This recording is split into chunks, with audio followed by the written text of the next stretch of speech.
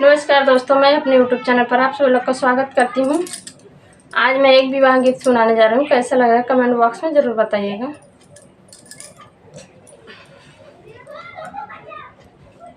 विवाह गीत है।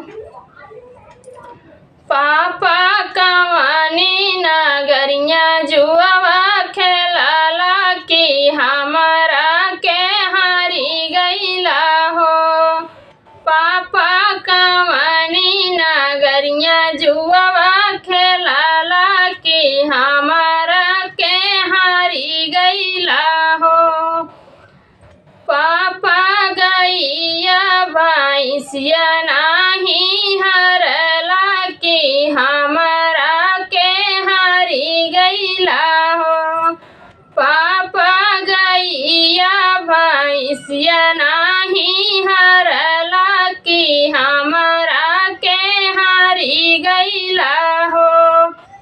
बेटी पुरुबा नगरिया जुआवा खेलानी की तुहरा के हारी गईनी हो। बेटी पुरुबा नगरिया जुआवा खेलानी की तुहरा के हारी गईनी हो। बेटी गैया भैंसिया घर के लक्ष्मी तुहई पराया धन हो। बेटी गैया भैंसिया घर के लक्ष्मी तुहई पराया धन हो। चाचा कवानी नगरिया जुआवा खेलाला की हमरा के हारी गईला हो। चाचा कवानी नगरिया जुआवा खेलाला की हमरा के हारी गईला हो। चाचा गैया भैंसिया नाही हरला की हमरा के हारी गईला हो। चाचा गैया भैंसिया नाही हरला की हमरा के हारी गईला हो। बेटी पुरुबा नगरिया जुआवा खेलानी की तुहरा के हारी गईनी हो।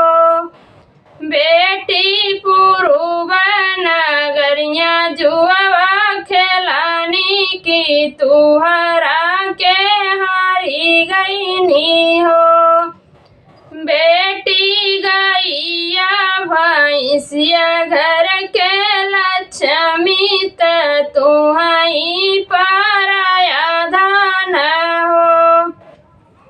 बेटी गैया भैंसिया घर के लक्ष्मी तुहई पराया धन हो। भैया कवानी नगरिया जुआवा खेलाला की हमरा के हारी गईला हो। भैया कवानी नगरिया जुआवा खेलाला की हमरा के हारी गईला हो। भैया का पीतरिया नाही हरला की हमरा के हारी गईला हो। भैया का पीतरिया नाही हरला की हमरा के हारी गईला हो। बहिनी पुरुबा नगरिया जुआवा खेलानी की तुहरा के हारी गईनी हो। बहिनी पुरुबा नगरिया जुआवा खेलानी की तुहरा के हारी गईनी हो। बहिनी का पीतरिया घर की लक्ष्मी की तुहई पराया धन हो।